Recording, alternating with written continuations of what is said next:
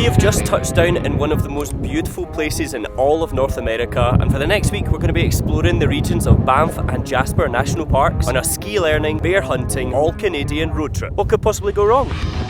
Because I was just doing this, clinging on for dear life. We're heading into bear country, guys. What just happened? Every noise, I'm on edge. We are Gemma and Campbell, and this week we round off our big North American road trip by visiting one of the world's most beautiful locations, Banff National Park. Join us this week as we explore some of the most beautiful parts of this bucket list destination, try out some of the world famous snow sports, and go on the hunt for the grisly wildlife that calls this place home. If you're new around here and want to see more of our around the world travels, then hit subscribe and join the gang. But for now, let's check back in as we hit the road high into the Rocky Mountains.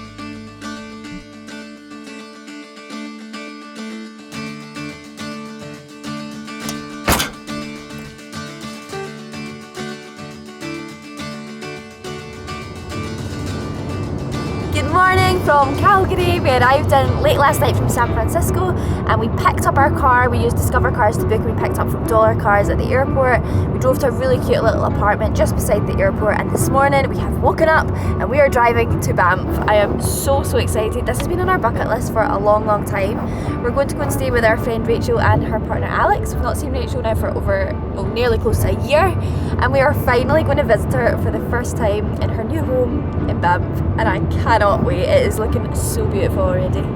These views are just incredible, guys. Like, it was flat for so long, and then we've just come in basically into the Rocky Mountains, and the mountains have just like appeared out of nowhere, and all of a sudden it's gone from like a flat landscape to just being surrounded by towering mountains. It's absolutely incredible.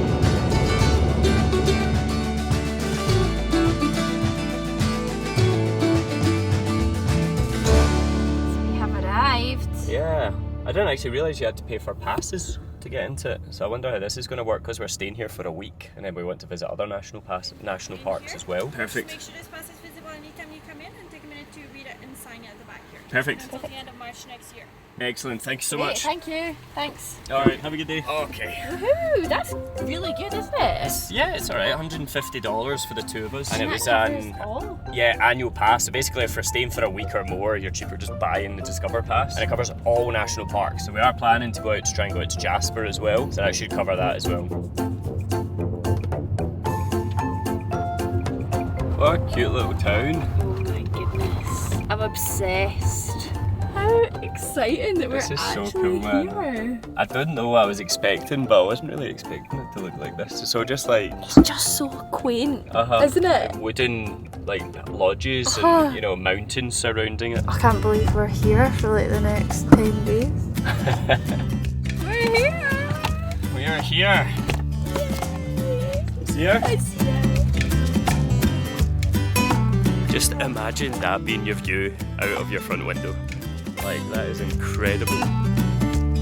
No sooner than we had just arrived, we were quickly whisked away on our first Canadian adventure with Rachel and Alex as our own personal tour guides. The scenery immediately took our breath away, with an endless horizon of forest and mountains, greater than we could have ever expected. There was so much about this trip to Banff that excited us, from the thought of what incredible wildlife we just might see, to the idea of simply being amongst the mountains once again, learning to ski in one of the most beautiful places in the world.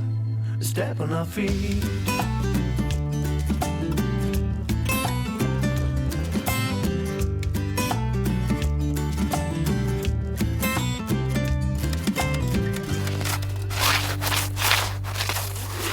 Makes me a bit nervy. Can see through. How do you know when it's deep enough to walk on? We've gone a little drive just to the outskirts of Banff to Lake Minnewanka, and the scenery is just unbelievable. Wow. We've just got mountains all around us here, and then there's this frozen lake, and it goes as far as you can see. It goes all the way down this valley, all the way down to there, and then in the summer it's completely defrosted, and you can because Alex was just saying that he's actually canoed all the way down to the other end of it for a camping trip. And what were you saying that you encountered when you were camping down that end of the lake? We had a little visit from a grizzly bear outside our tent. We're hiding in the tent praying for our lives, and he walks past on the outside. Gemma, camping in Canada? I mean, I'd love to do it, but I don't know how I'd feel about a grizzly bear crawling past my tent. We are on the lookout, guys. Apparently some of them have woken up around Banff. We've been looking out for paw print. I'd love to see them from the car. Yeah, not up close and personal though. Yeah, I don't think I'd fancy them coming by my tent though. Did you not hear that? I know, I heard that. I thought you were jumping on the ice. I was like, what the hell are you doing? That was the ice moving. It felt like an earthquake. Oh And it my made a God. big noise. I've only got one pair of shoes that are good for snow. I can't get them wet.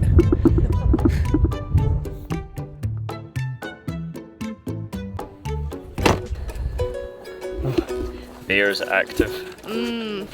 Not now, I don't imagine there's too many people, but I think during the night they've been trying to get in at that recycling. Wow. What about that for a view? How wild is that? How frozen it is that is actually a lake. There's a little bit here that's melted, ever so slightly, but it's like frozen all the way over there. People are way across it. There's actually a lot of warning signs as well for avalanches. Today's like the perfect... No, that's not one. Today's like the perfect conditions for it because it's kind of warm and sunny, so the snow will be starting to melt a little bit. And I think that this is just a really beautiful place to visit in winter. I think I'd really love to come in summer too. There's something special about seeing these places in winter. It is magical, isn't it? It feels Christmassy. Now this is not a bad little spot for lunch. We just kind of popped into the Lake Louise village. There's a little cafe. What did we get? We got some mac and cheese, a couple of veggie rolls, and we thought we may as well just bring it up to Lake Louise itself and just kind of admire the scenery. There's a couple of hikes we want to do around here as well, and we're going to just get some food in us first, but like this place is just unbelievable. The mountains around it are just huge, like absolutely huge. Yum. This is a full-on big mac and cheese portion. That looks good. This is what I need before a big hike. Yeah. Carb me up. Alright, so Rachel and Alex had to leave us and go back to work, but before they departed, they gave us some necessities for when we're out hiking in the mountains. One of them being this pair of cleats. It's kind of like a rubber thing that you basically attach to the bottom of your shoe, and then it just gives you a little bit of grip because of these wee nubbin things. There we are. Easy as that. Oh dear. We're heading into bear country, guys. So the other thing that Rachel and Alex very kindly gave us was quick release action. Yeah! Bear spray. Apparently, they're starting to wake up at this time of year. It's now the end of March. They're starting to come out of hibernation, and we spoke in at the visitor centre. What did they say to us? Well, she told us that this morning on one of the trails there's already been grizzlies and black bears spotted. Yeah, I guess we just need to like keep our eyes peeled. She told us what to look for, so maybe we'll see one, maybe we won't. Heading through bear country, we have to make lots of noise and travel in big groups. So here, bitty, bitty, bitty. The problem with making lots of noise is it's quite a steep climb, and I'm already at a puff. I don't know much about anything, but there's like a tree here and there's loads of hair around it, and there's more down there. I thought it might have been moss, but it's actually it's like really thick, wiry hair against this little bit of the tree there. And I think a bear's come along and scratched its behind against this tree. But that's pretty cool. I think it's to go way up here as well. But how would it have got up there? Because it's a big bear. What? Look at the tree. That's hilarious. That is all over the tree. Never mind, guys. Like I said, I know nothing about nothing. Guys, we're overthinking everything. It's just when you're like the only people here, and I know people say it's fine, just like turn around and walk the other way. But if I'm like this when I haven't even seen one, what am I going to be like after I've seen one walking? It's funny how you can go from being in the car, being like so desperate to see one, and then you're just like out on your own walking. Like every noise and every movement, I'm on edge. Just off to the side of it, we've got this kind of paw prints. It looks like there's two things there and then two big toes there. It does kind of look like there's claws in that. If I was to guess, I would say that was an elk, just for peace of mind, more than anything.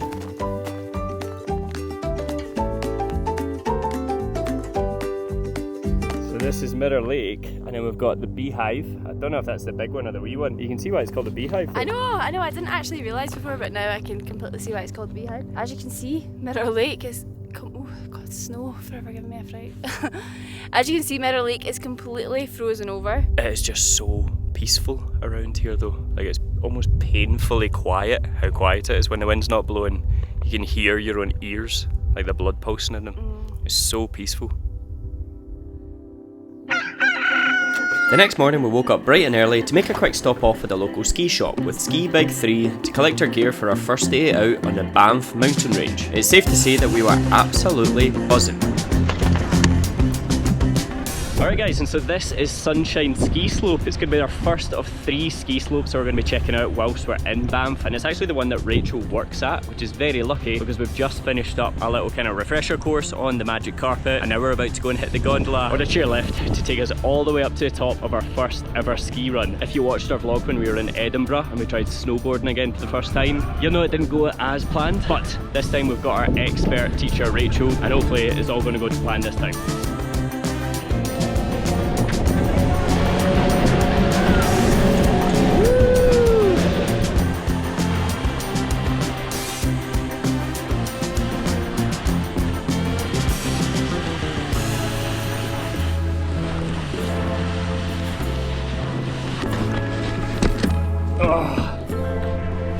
Oh man.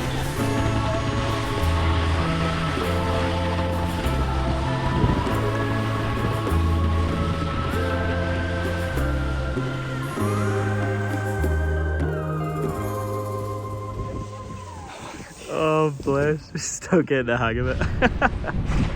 I can't talk, I just fell over. Oh. Well, that was absolutely brilliant. So much fun. And like, what a place to be learning how to ski, honestly. I don't think I could have picked a better place in Banff to actually choose to pick up skiing again, because it's just made me remember why I love it so much. It's just like the freedom of being out and amongst the mountains. And despite it being such like a busy, popular place in the world to come skiing, Sunshine has actually proved to be very quiet. Like, there's some points in a run where I've been the only one there, and it's been almost like meditative, just kind of enjoying the surroundings whilst like cruising between the trees. Are you okay? Yes! What? Where did you go? I followed the green arrow. I know. Is that not the right way? You went on Banff Ave, which is the steepest green road. I thought, I was like, surely this is not green, because I was just doing this, clinging on for dear life. No. High five! First ever ski run! Woo! We survived. I did take Rachel out at one point. Oh yeah. We both ended up without any skis on, but Oh, that was fantastic. Okay. How was that? oh guys, I'm so exhausted. Like, every part of me is mentally and physically exhausted, but I had so much fun. Like, that was brilliant. Terrifying at parts. Crashed into a tree once, but that's I learned that I was like, don't tell me that I'm doing good, because as soon as you tell me I'm doing good, I crash. After that, it was just like, I'm doing so bad, and I managed to go the way down. It was so much fun. Like, So the great thing about Sunshine specifically is that it also has a hotel. So if you do want to come and go for like a proper ski holiday, you can stay up on the mountain, and then there's bars and restaurants. We went out for lunch whilst we were here as well. Got some food before continuing learning how to ski, and it was just such a cool experience, just basically living up in the mountains for a day. I'm very excited to go and check out our next ski slope.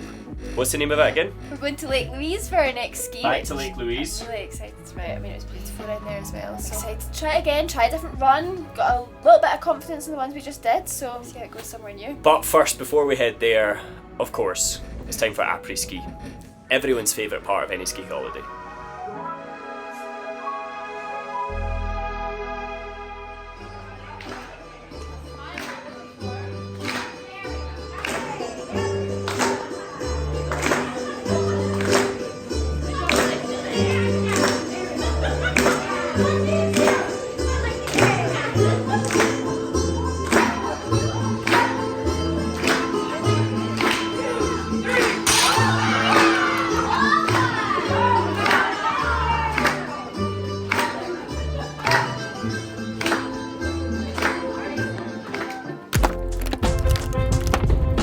Morning! So we are starting off the day today. We're heading an hour back towards Calgary.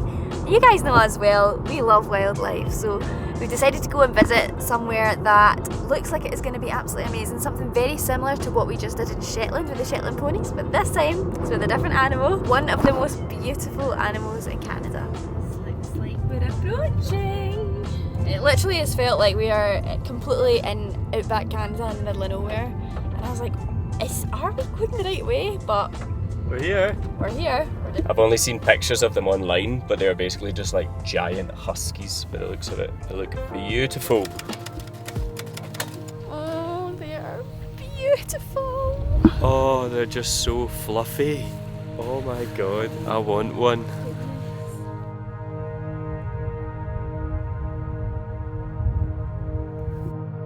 Yeah, so this entire compound is 160 acres in total, and was started off by a lady called Georgina who had Kuna as her pet, and she really struggled actually working out how to care for her, I guess because it was like the difference between a normal dog and a wolf dog.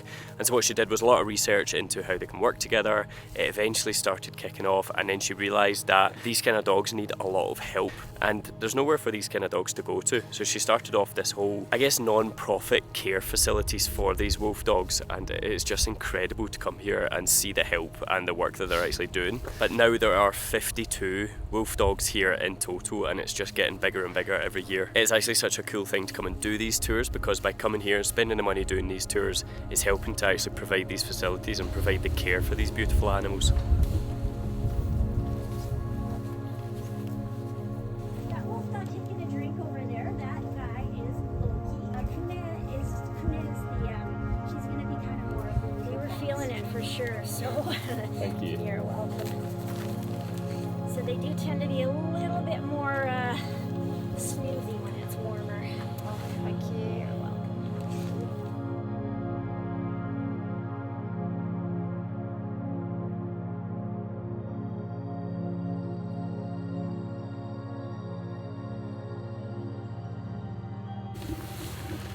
Okay.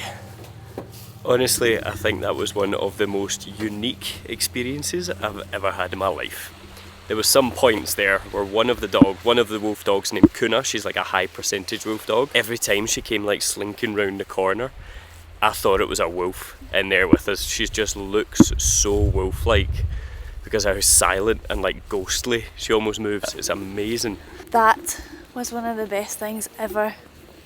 I loved it. I love that it was so interesting to hear that, you know, wolf dogs are bred over in Alberta, but then people can't handle them, and this is like a safe place for them to go, basically, if people can't handle them, because if you've actually got wolf in the breed, or what was it said, if there's wolf in the breed, then they can't actually go into like your kind of dog homes or anything like that. There's nowhere for them to go, and it's actually illegal for these animals to be out in the wild because they've got dog in them. So this sanctuary is amazing because it's actually given these wolf dogs a place to go when they've been with people that are either neglecting them or can't handle them, and they're just gorgeous. And there's one here called Horton, and he was actually neglected. He was found with like 201 other dogs in a really small area, and there's 3 wolf dogs there, and he was one of them, and he has come on leaps and bounds, and he's not quite coming up to humans, but he's over there, and he was kind of coming over, lingering around the area when there's some treats going out, and yeah, it's so nice to hear how well they're going on. We had a really special moment when we were sitting in there where they all started howling, and there was just like silence all around, and then every wolf, you could see them all kind of like listening, or wolf dog, you could see them all listening, like pricking up their ears like no, and then they would start howling.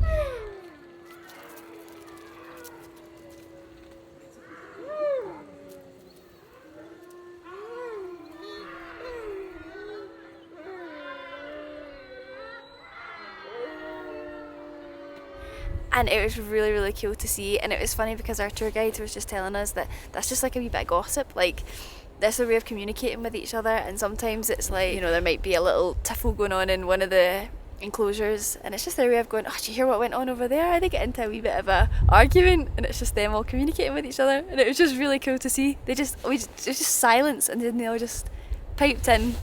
It was brilliant. Alright, before we go then, we're going to say bye to Sibby and Yeti. Alright, bye bye. Keeping all the animals safe. Oh, handsome. Beautiful. See you later. Woo, day 2, you ready? Yes, very excited. Sun's shining. Let's do it. Are you ready, Rachel? I don't know. I don't know if I'm ready after yesterday.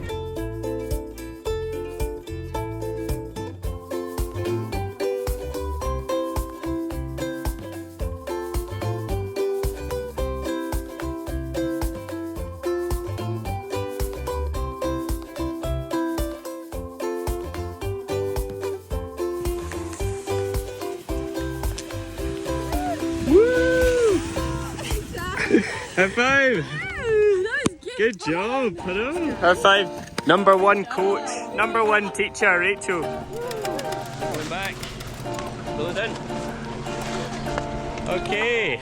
Right, first time going up without Rachel. Come along to the Norquay Ski Centre now, which is the one just beside Banff. We've done this because if you actually get your ski pass through Ski Big 3, which is one of the ones in town, it gives you access to all three of these slopes. That's who we got ours sorted through. And we found out that there's actually a trifecta challenge. So if you can do all three slopes during your visit to Banff, you actually get a little prize and you get a free pint of beer. We did a little warm up on the magic carpet again, and now it's time for the big slope. We're both feeling good. Okay, here goes, first time with a camera on.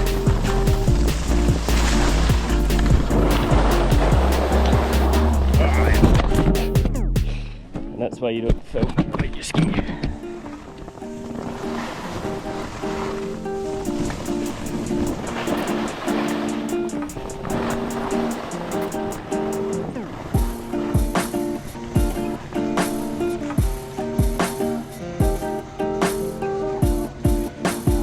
Yes! Oh my god, I thought I was never gonna You survived! Oh well, you did it. Good job. High five. Tubing. Yes, let's go. I think that's it. Oh, bye bye.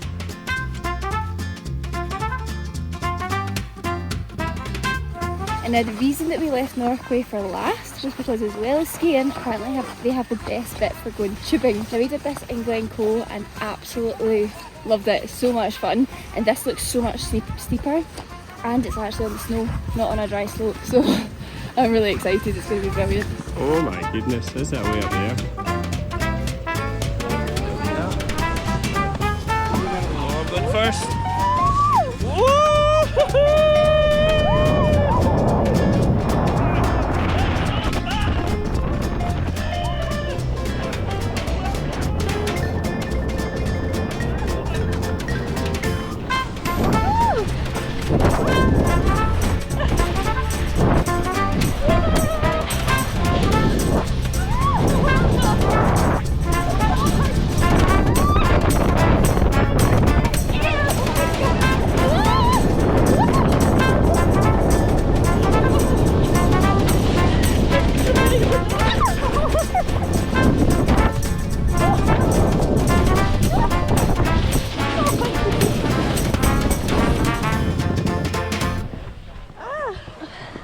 Oh my god, that was the best thing ever.